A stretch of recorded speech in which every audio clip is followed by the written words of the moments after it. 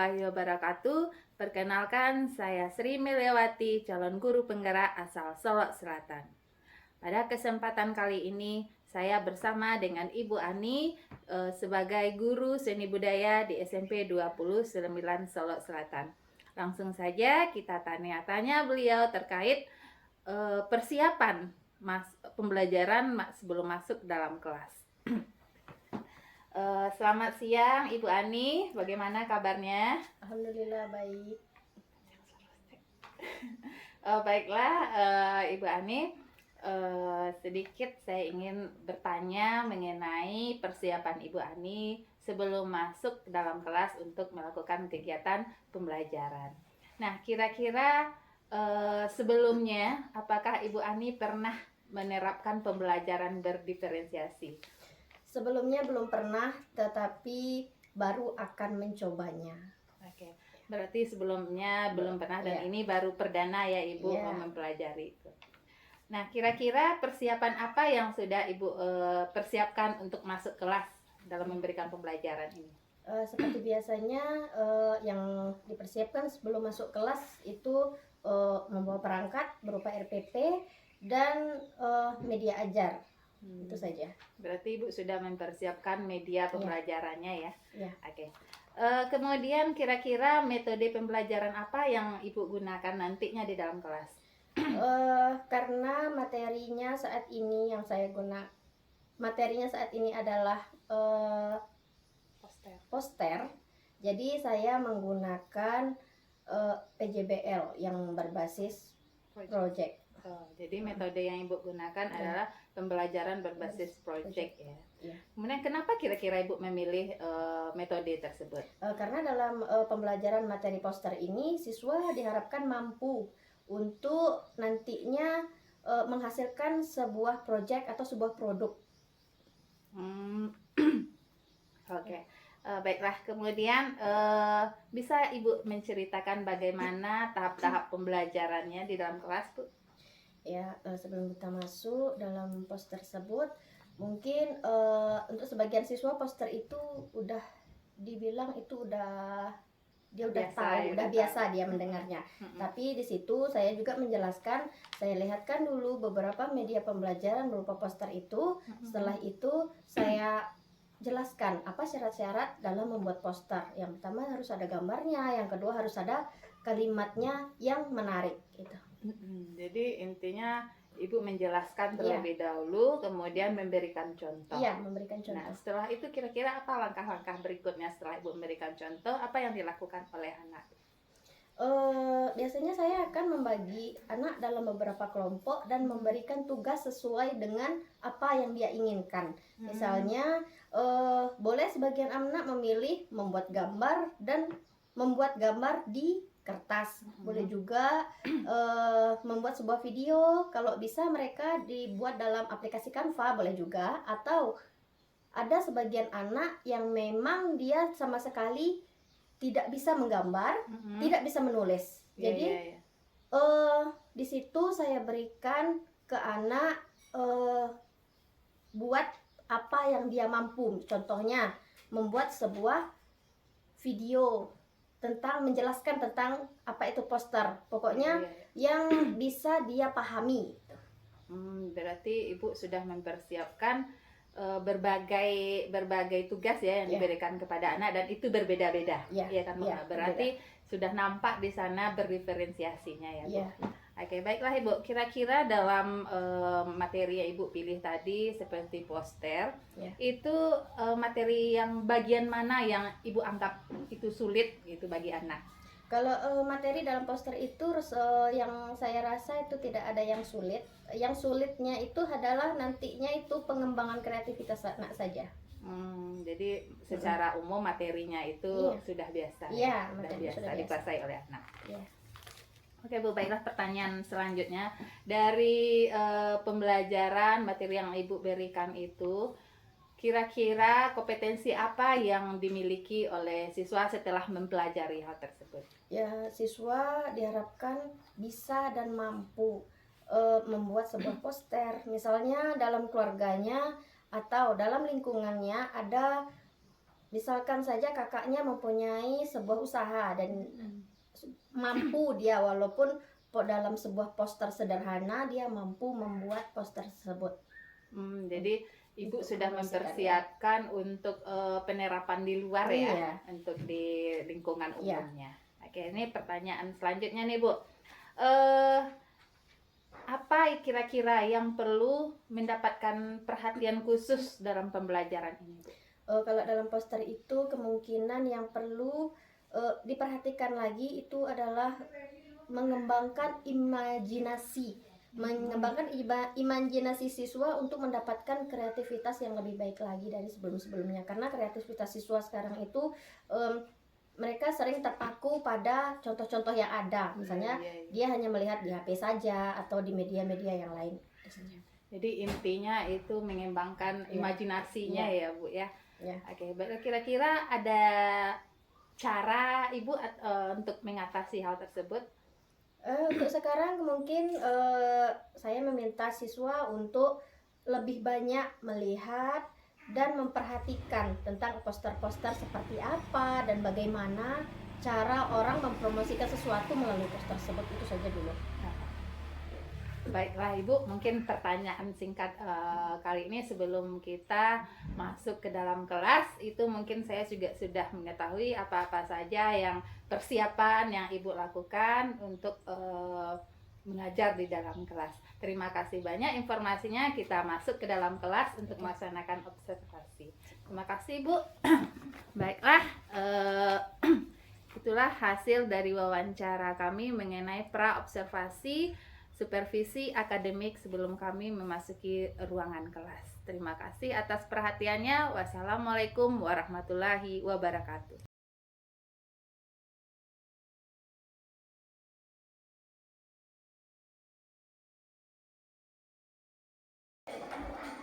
Assalamualaikum warahmatullahi wabarakatuh. Waalaikumsalam warahmatullahi wabarakatuh. Perkenalkan, saya Sri Miliawati, calon guru penggerak angkatan 7 asal Solo Selatan. Pada kesempatan kali ini kita masih membahas mengenai supervisi akademik, di mana ini merupakan kelanjutan dari video dari pra-observasi sebelumnya. Nah, ini kita masih bersama Ibu Afriani, guru seni budaya dari SMP 29 Solo Selatan. Pada kesempatan kali ini juga kita dihadiri oleh Bapak Wedi Gusra sebagai pengajar praktik, di mana beliau sekarang ini akan berperan sebagai pengamat dalam proses coaching pada kesempatan kali ini. Dan juga ini merupakan pendampingan individu dari pengajar praktek yang kelima.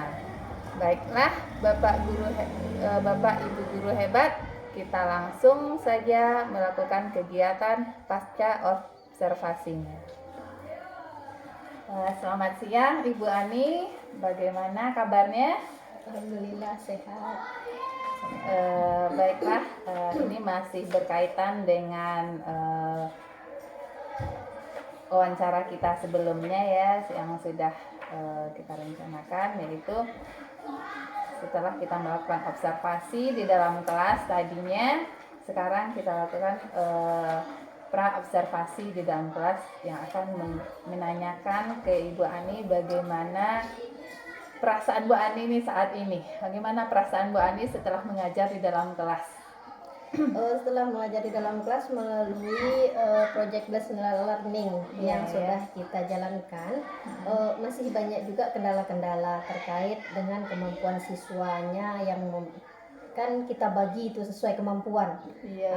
Jadi masih banyak kendala-kendalanya karena biasanya kita kan belajarnya itu pukul rata gitu kan, mainnya main sama semuanya. Kalau sekarang kan kita terapkan itu sesuai kemampuan masing-masing. Nah, jadi yang benar-benar siswa ini yang tidak bisa, dia ya hanya duduk tenang, tidak tahu kan apa yang mau dia kerjakan. Jadi seperti itu.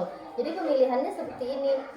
Pilihannya yang bisa membuat gambar poster silahkan dibuat, yang tidak bisa silahkan kemukakan saja melalui pendapat. Tapi yang seperti itulah yang di sini itu agak terkendala kan masalahnya, untuk bicara saja mereka ini masih agak susah gitu. Iya, Nah, iya. untuk di depan itu. Nah, jadi itulah kendala-kendalanya, kurang lebihnya seperti itu. Iya. Jadi berdasarkan hasil wawancara kita sebelumnya, ini merupakan pembelajaran berdiferensiasi yang pertama yang Ibu Iya. lakukan ya. Ya. Jadi itu kendalanya Iya. yang Ibu temukan, masih ada kendala di dalam pembelajaran itu, kendala yang dihadapi oleh siswa. Nah, sejauh ini sudah terbayang belum oleh Ibu Ani, sudah terpikir belum bagaimana cara mengatasi permasalahan tersebut gitu? Ya, yang terpikir yang pertama kan sudah saya coba, tetapi masih juga banyak kendala-kendala yang saya temui. Jadi mungkin ke depannya mungkin saya akan lebih belajar lagi dengan searching-searching atau kepada senior-senior yang lebih banyak pengalamannya dari saya masalah PJBL ini gitu.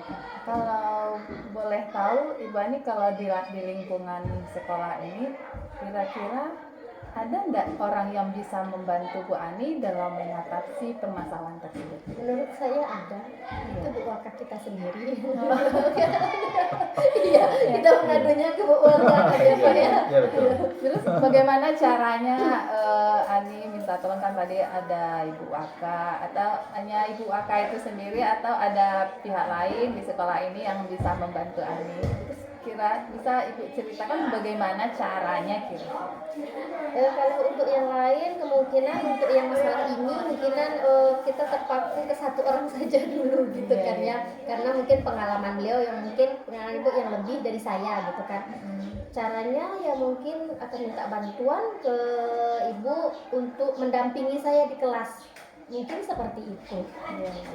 Saya coba dengan teknik saya, dan bagaimana saya coba saya minta bantuan juga ke Ibu, gimana juga teknik Ibu gitu. Ya, gitu. Gitu mungkin seperti itu. Jadi ada lah gitu ya, Ya. orang yang bisa Ibu anggap bisa membantu. Iya, iya. Sejauh ini kira-kira nih, kalau dipresentasikan tingkat keberhasilan Ibu itu mengajar itu berapa persen kira-kira dianggap berhasil? Kalau untuk PJBL sendiri yang saya terapkan itu mungkin masih 70-30, keberhasilan 70, nggak berhasilnya kurang lebihnya 30%. Seperti itu, karena masih di proses pengenalan kan. Iya. Jadi dianggap 70% sudah berhasil ya. Iya. Berarti ada 30% lagi yang belum Iya. belum berhasil. Target Ibu nih, target Ibu dari 170%, nah target Ibu berapa persen kira-kira? Nggak muluk-muluk 90% aja udah. Dalam 10 itu yang benar berhasil tuh 8 orang aja, itu udah alhamdulillah rasanya dengan yang baru ini gitu. Iya. Nah, jadi cara mencapai target itu Ibu bagaimana, apa yang Ibu lakukan kira-kira? Gitu. Yang pertama mencoba pelajari lagi, yang kedua minta bantuan. Minta bantuan bagaimana pencerahan atau pengalaman-pengalaman guru yang telah mencoba memakai PJBL ini. Jadi intinya Ibu masih semangat ya Iya. untuk belajar ya demi anak murid kita Iya. ya. Kemudian tentunya tidak bisa lepas dari kolaborasi dengan teman-teman. Jadi selain permasalahan-permasalahan yang Ibu hadapi itu di kelas, yang menurut Ibu yang masih perlu ditingkatkan itu untuk siswa atau untuk Ibu, kira-kira itu apa? Kalau kedua belah pihak sih. Kalau untuk guru, mungkin guru tuh harus lebih mempelajari lagi. Kan karena ini banyak nih macamnya. Kita coba aja salah satu, masih banyak kendalanya. Apalagi nanti kita mencoba yang lain. Kalau untuk siswanya kita mana ya? Kendala-kendala bagi siswa ini karena kita menerapkan yang baru, biasanya kan kita metodenya kita yang seperti tadi kan kita pukul rata, sekarang kita beda-bedakan per kemampuan. Nah, jadi mungkin kita akan membangun kepercayaan kepercayaan diri dari siswa itu saja dulu gitu. Kalau untuk masalah materi, mungkin materi bagi siswa dia udah biasa, udah bisa dia kalau untuk materi, cara penghafalan segala macamnya kan. Tapi ketika praktek, nah disitulah kendalanya, perbedaan minat. Mungkin kita kembalikan ke minat anak-anak ini karena kan berbeda-beda. Jadi ketika membuat tugas, ya disitulah nanti kendalanya, ada yang ini minat, dia nggak minat, atau dia di tengah-tengah antara bisa atau enggak gitu.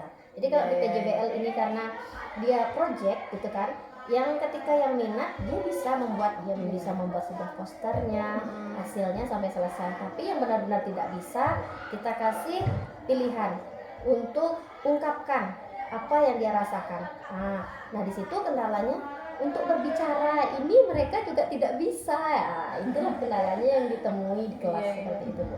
Berarti masih ada juga kendala ya, kendalanya mungkin yang seperti Ibu Ani sampaikan tadi, anak tidak mampu juga untuk mengungkapkan. Jadi kalau itu bagaimana cara Ibu mengatasinya gitu? Apa ada bentuk tugas lain? Kan kita udah tahu kalau dia itu tidak mampu untuk berbicara nih. Terus bagaimana menurut Ibu pendapat ada bentuk tugas yang lain? Yang sudah saya coba juga di kelas, bagi yang bisa, mereka akan membuat sebuah poster sesuai dengan apa yang dia bayangkan. Saya kasih contoh, misalnya orang tuanya berjualan, bagaimana dia cara membuat poster supaya orang tahu apa yang dijual oleh orang tuanya. Bagi yang tidak bisa mengungkapkan, saya minta untuk di sosial media kan banyak itu contoh-contoh poster segala macamnya. Jadi kurang lebihnya saya minta kepada siswa itu untuk mengumpulkan saja dulu, minimal 5 saja dulu. Nanti udah dia lihat, dia print, dia bawa ke sekolah, dia lihatkan kepada kita kan. Mudah-mudahan itu akan terbayang, sedikitnya dia akan terbayang melihat poster-poster yang sudah jadi, yang sudah siap itu aja mungkin. Berarti udah ada triknya, jadi Ibu tinggal penerapannya. Oke Ibu, gini, selama ini Ibu mengajar dan Ibu sudah juga mencoba pembelajaran berdiferensiasi, kemudian tentu sudah ada kendala-kendala yang dihadapi dan Ibu juga sudah tahu bagaimana cara menghadapinya secara tidak langsung. Ibu sudah terpikir, sudah terbayangkan ya. Kemudian nih, bagaimana rencana Ibu untuk kedepannya gitu, tentang pembelajaran berdiferensiasi? Rencananya saya ini kan baru saya coba di satu kelas. Nah, untuk besoknya kalau kira-kira ini mungkin akan lebih baik lagi dari pembelajaran sebelum-sebelumnya kan, saya akan coba untuk ke kelas-kelas lainnya. Jadi kita akan kelihatan kemampuan siswa yang bagaimana kan, karena kita udah pilah-pilah ini kemampuannya sesuai dengan yang dia mampu gitu kan. Iya. Berarti Ibu masih ingin mencoba ya, Iya, masih ingin mencoba. menerapkan ke kelas-kelas yang lain ya. Baiklah Ibu, dari sana saya sudah nampak bagaimana cara Ibu memberikan pemahaman ya terhadap anak, juga sudah terpikirkan cara-cara atau strategi yang tepat untuk langkah selanjutnya ya. Mungkin pertemuan kita hari ini cukup sampai di sini. Untuk kedepannya kalau ada rasanya yang mengganjal rasanya, kalau butuh bantuan itu langsung dikomunikasikan, itu mungkin pasti ada jalan keluar. Baiklah, terima kasih banyak atas waktunya. Kita akhiri wawancara kita hari ini dengan wabillahi taufik wal hidayah. Assalamualaikum warahmatullahi wabarakatuh. Waalaikumsalam.